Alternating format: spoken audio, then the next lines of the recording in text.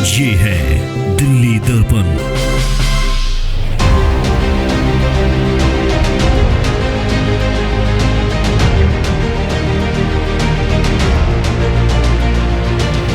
वीना जी जब आएंगी हम उनके साथ हैं और जेलर वाला बाग को पता है कि अजय गोयल ने जो कहा वो करके दिखाया।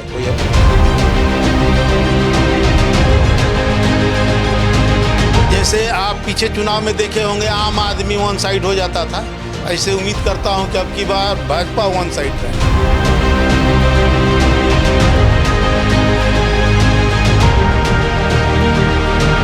रेखा गुप्ता जी ने, हमारी मुख्यमंत्री ने कल इन झुग्गी वालों को बुलाया है और इनको कहा भैया अपना सर्वे कराओ और सर्वे के बाद आप लोगों को प्लाट मिलेगा।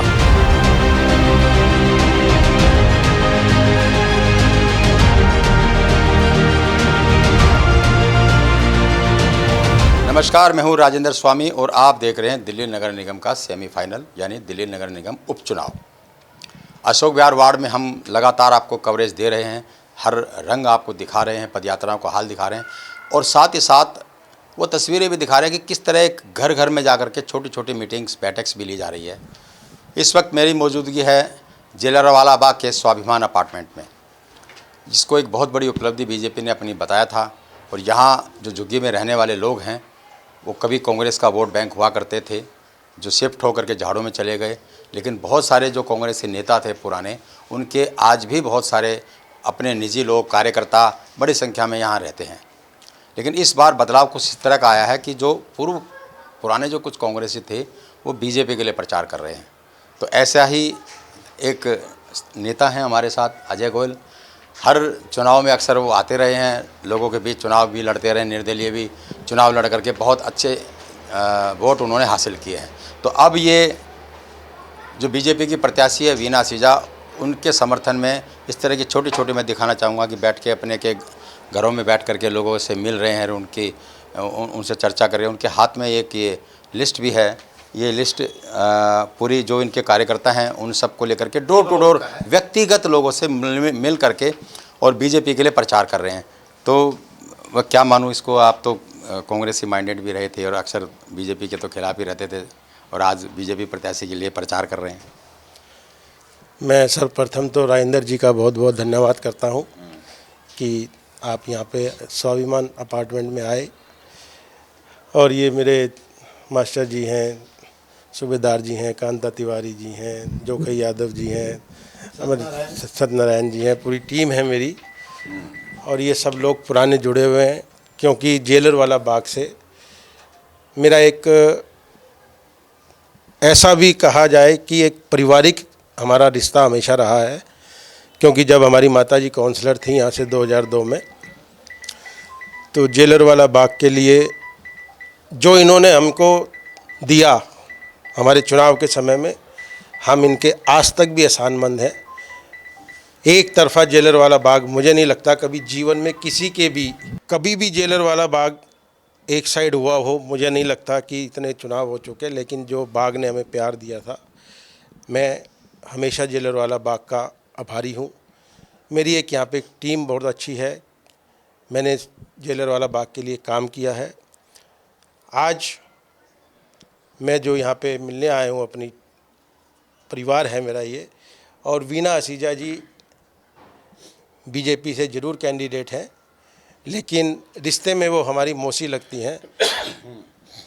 तो मैं इस चुनाव में जो सक्रिय हो रहा हूँ, या अपने पुराने सिस्टम जो मेरे रहे हैं, पुराने लोगों से मिलना जुलना, घर घर जाके मिलना, सिर्फ क्योंकि वो हमारा एक परिवार है। क्योंकि छोटा चुनाव है ये, कोई बहुत ज़्यादा पार्टी पॉलिटिक्स में नहीं होती है, ये एक पारिवारिक चुनाव है कि ये फेस का चुनाव होता है। तो मुझे ऐसा लगता है कि मेरे आने से या मेरे सक्रिय होने से वीना जी चुनाव तो जीत ही रही हैं।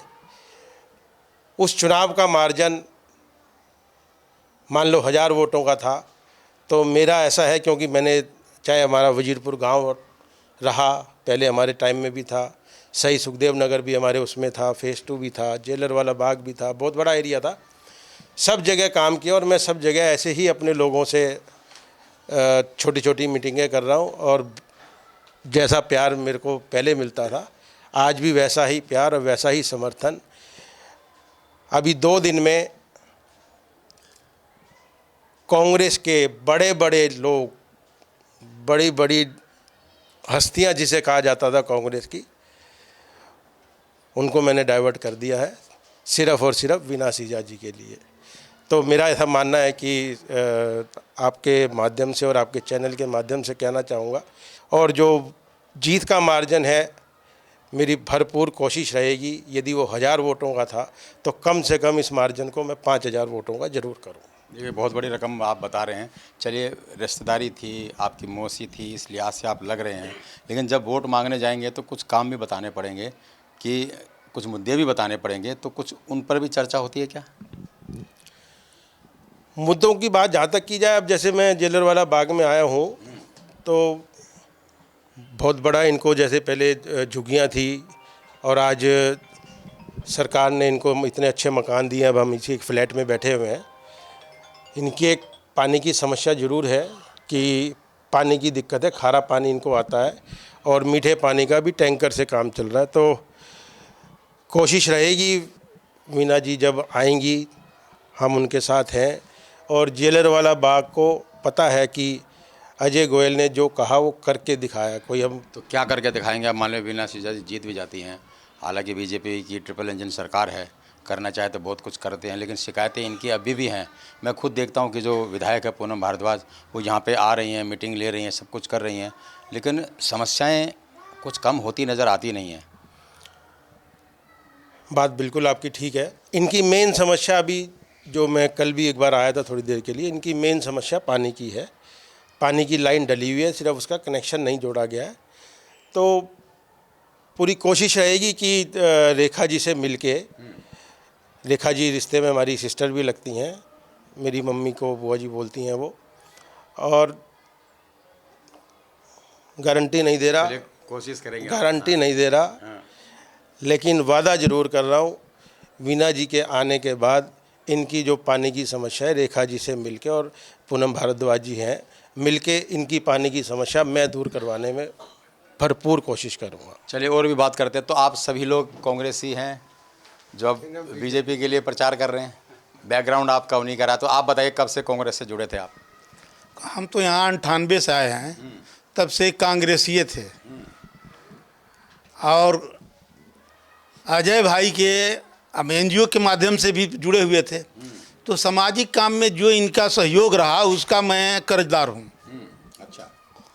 अब ये कभी हमको निर्दलीय में भी ले जाते हैं, कभी कांग्रेसी में भी रखे। अभी इस बार कहे कि मेरी मौसी आ रही है, आप लोग पुराने टीम जितने कांग्रेसी हैं भाजपा के लिए सपोर्ट करिए, जबकि यहाँ पर भाजपा का इतिहास रहा बहुत कमज़ोर मत में। लेकिन इनके आने से अब की बार, जैसे आप पीछे चुनाव में देखे होंगे आम आदमी वन साइड हो जाता था, ऐसे उम्मीद करता हूं कि अब की बार भाजपा वन साइड रहेगा।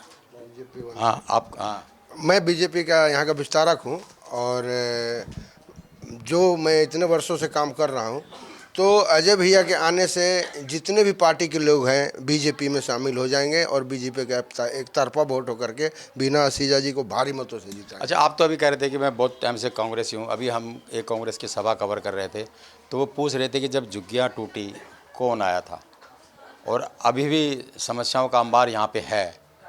देखिए, तो उस राजनीति की तरफ ले जाएंगे। तो अभी चुनावी माहौल है, मैं उस पर नहीं कुछ बोलना चाह रहा हूँ। चुनावी माहौल में तो ये सब बातें चलती हैं, बात वो चटनी बनती है, मुद्दा हल नहीं होता है।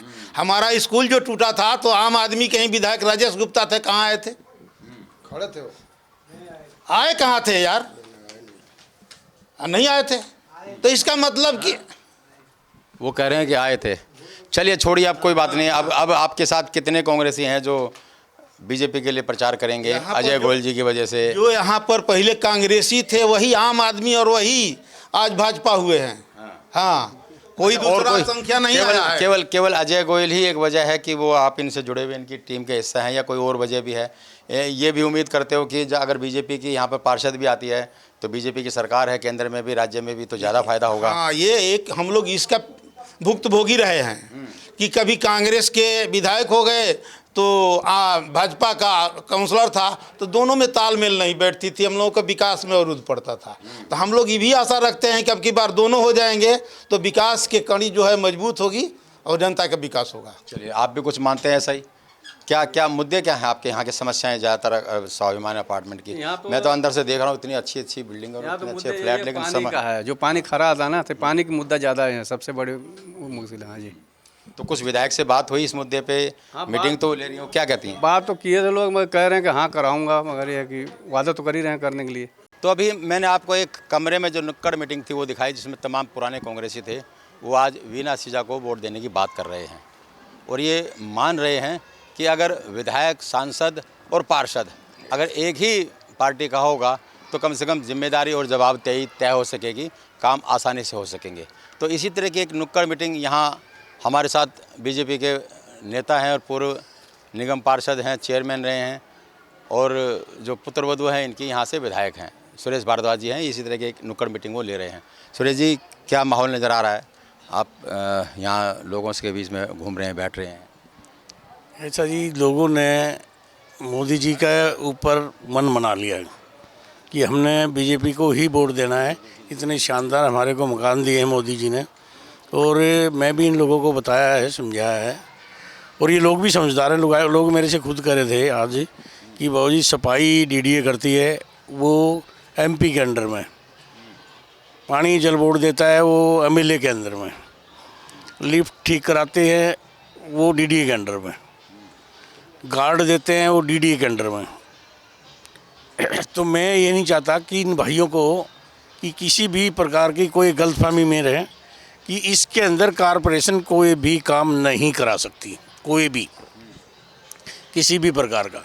इनकी रिपेयरिंग है तो डीडीए के पास है, जो भी यहाँ का कोई भी काम है या तो विधायक कराएगा या एमपी कराएगा। मोदी जी ने बना के दे दिए।